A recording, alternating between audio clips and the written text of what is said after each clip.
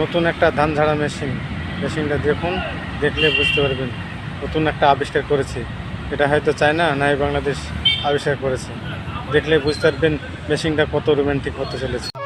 আর যাব না বেগুন তুলিতে ললিতে, আর যাব না বেগুন